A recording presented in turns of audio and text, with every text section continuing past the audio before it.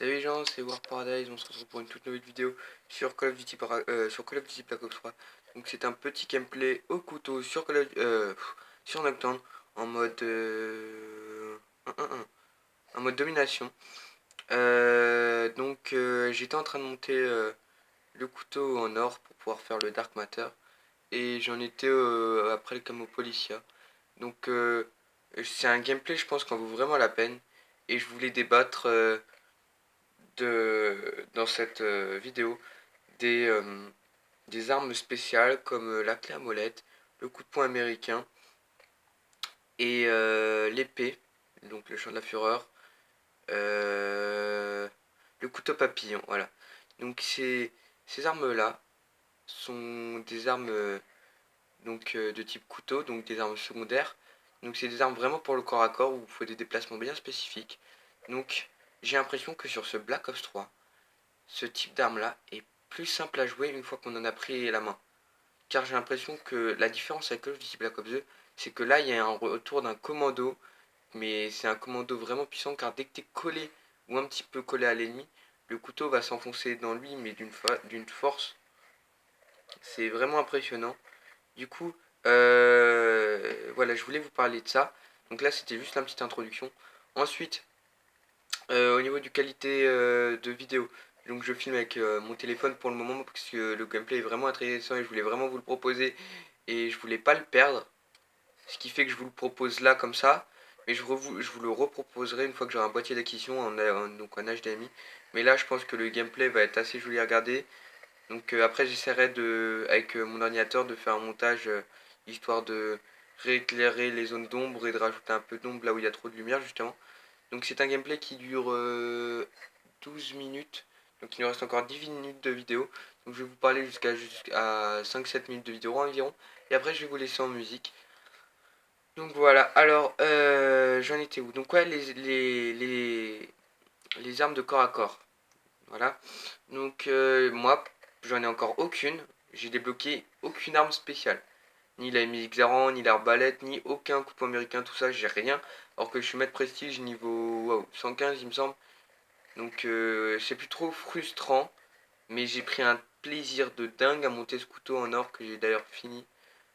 Et j'ai pris 10 fois plus de plaisir à monter le couteau qu'à monter les fusils à pompe. Ou même les petits guns.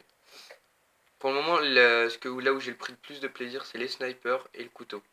Alors que pour moi, ça allait être les deux ou ça allait être le plus dur. Mais finalement, j'ai pris énormément de plaisir. Donc voilà, le couteau. Comment expliquer ça? Le couteau, sur la map Nocturne, c'est pas compliqué. Une fois que vous êtes dans le camp ennemi, donc dans la maison des ennemis, pas votre spawn, mais la maison où les ennemis spawnent, vous avez juste à tourner entre le bas et le haut et anticiper les ennemis. Pas trop vous jeter parce que sinon vous allez mourir, mais essayez de bien anticiper, de les laisser approcher et d'avancer au moment qu'il faut. Donc le début, la première manche comme ça, ouais, c'est pas un gameplay très exceptionnel. C'est surtout la deuxième manche où ça va mieux se passer pour moi. Ça dépend après de vos préférences, le côté que vous préférez ou pas. Moi, je sais très bien que je préfère le côté où nous on spawn pour tuer les ennemis, mais voilà. Pour revenir au gameplay, si vous me voyez faire des kills des fois avec des armes que je ramasse par terre, c'est qu'avec le couteau, il fallait faire des défis où il faut tuer un ennemi, ramasser son arme et le tuer avec sa propre arme. Donc c'est pour ça que je vais peut-être faire 2-3 kills à l'arme dans toute la game, mais je sais qu'à la fin ça finit un gros massacre. Je me suis pris pour un boucher là, je sais pas ce qui s'est passé dans ma tête, mais j'ai vraiment beaucoup apprécié cette game. Et j'ai pris un plaisir de dingue alors qu'il était 8 h du matin avant d'aller en cours quand je l'ai faite. Et j'étais plutôt surpris, mais j'ai beaucoup apprécié. Et je suis vraiment pressé de pouvoir finir le Dark Matter, comme ça je vais pouvoir jouer avec les armes que je veux. Et j'ai vraiment envie de sécher les snipers, les couteaux et les pompes. Parce que vu que je les ai montés, j'ai vraiment bien aimé. Du coup, bah, je suis pressé de pouvoir finir le Dark Matter pour pouvoir les utiliser. Donc après, où j'en suis dans le Dark Matter? Dans le Dark Matter, il me reste plus que la Dredge 48, où je viens de finir les headshots, il me semble. Non, je suis à 75 headshots, ouais. Et le lanceur où j'ai fini les 100 destructions de drones, etc. Et donc je suis au défi. Donc la Dredge, on est en ce moment jeudi 25 à 20 h. La Dredge, je la finis demain soir, donc vendredi soir entre minuit et 1 h. Et le lanceur, je vais essayer de le finir ce week-end. De toute façon, dès que je débloque le Dharma, je vous ferai une vidéo soit en facecam sur mon ordinateur, ou soit avec mon téléphone, comme ça, ou comme là je vous le fais. Mais une fois que j'aurai le Dharmateur, ça sera vraiment un soulagement. Et je pourrais, avant de finir les spécialistes, puisque là il me reste plus que le spécialiste du tempête, donc prophète, et nomade. Donc le spécialiste de réapparition et du hive. Et une fois que j'aurai fini ces deux-là, j'aurai des spécialistes en or. Donc ça sera un soulagement aussi. Mais une fois que j'aurai le Dark Matter, je vais quand même bien profiter de ce que j'ai débloqué avant de commencer à vouloir directement continuer ces armes-là. Continuer les spécialistes. Je vais prendre un peu de plaisir à jouer. Parce que là, je commence vraiment à me lasser à force de... Tout simplement à force de jouer avec les armes que j'ai pas le choix vraiment. Parce que là, waouh, ça vraiment c'est horrible de jouer avec des armes forcées comme les batteuses. Les batteuses c'était vraiment horrible. À part la dingo où j'ai pris du plaisir. Mais les autres elles étaient horribles. Pour le moment la pire je crois que c'était la gorgon. La dredge c'est une question d'adaptation mais elle est pas mal encore. Voilà. Donc par catégorie je vais vous faire les listes. Enfin la liste de, pour moi. Qu'est-ce qui est le plus dur et qu'est-ce qui est le plus facile en armes à monter. Donc alors on va faire les snipers. Pour moi les snipers. Tout ce qui dit, donc je réunis les défis, les one-shot. Pour moi, le plus facile, c'est le HBZ100 et ensuite le P06.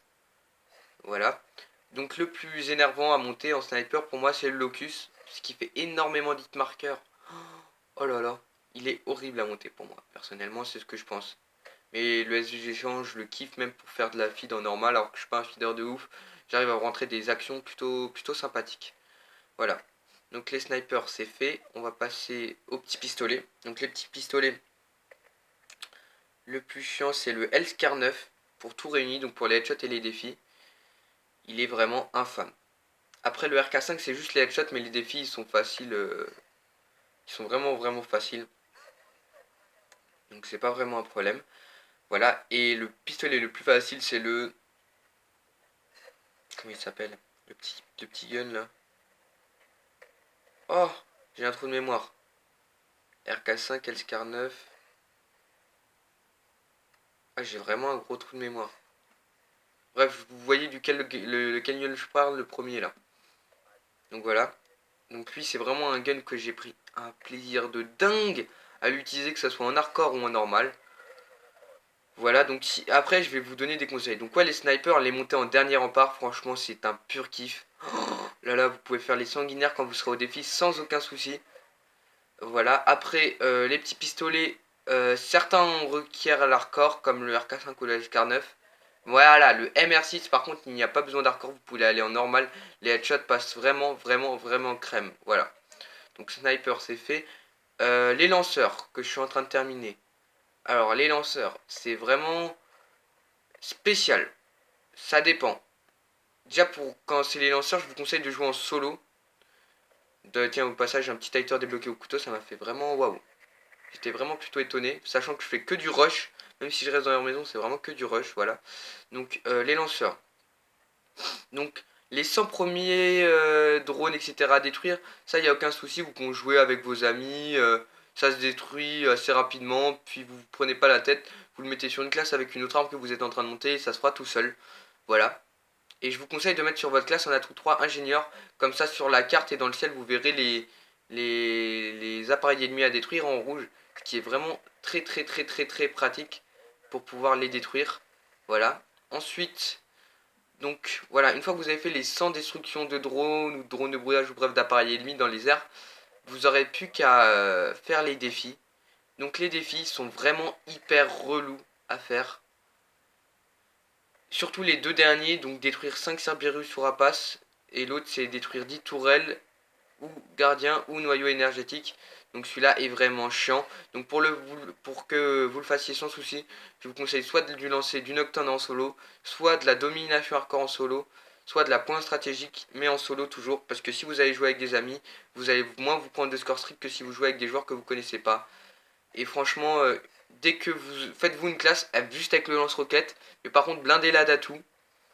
Et dès que vous entendez qu'il y a un appareil ennemi de ce style en l'air, ou dans le sol, ça dépend ce que c'est, et bah profitez-en pour directement le détruire car ça va bien vous énerver. Donc là il me reste vraiment que 2 minutes de vidéo, donc je vais attaquer la suite. Donc ensuite les fusils d'assaut. Donc le fusil d'assaut, les plus chiants sont la Sheba. Elle est vraiment, j'ai trouvé vraiment horrible. Ça dépend des joueurs après, hein. La Sheba, voilà, elle était vraiment dégueulasse à monter. Et celle que j'ai plus kiffé moi, la M8. Ah la M8 c'était tellement un kiff. Désolé pour l'écran qui s'est mis en veille. Donc ouais, la M8 c'était tellement un kiff, voilà. Donc ça pour ce mode là, en fonction des armes, je vous conseille de mixer entre le normal et l'hardcore, ça dépend de vous et de vos préférences, voilà. Mais dans l'ensemble c'est vraiment un kiff à monter. Ensuite les mitraillettes. Les mitraillettes, la mitraillette que je déteste le plus. La Vesper, qui m'a plus le fait chier. Mais celle que j'aime le plus c'est la Kuda. Donc ouais pour les mitraillettes c'est pareil, en fonction de vos choix, vous pouvez prendre l'hardcore, mais aussi le normal. Voilà.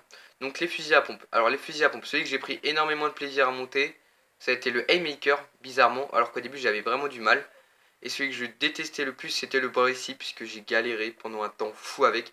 Pourtant il est pas si mal que ça, hein, mais j'ai galéré.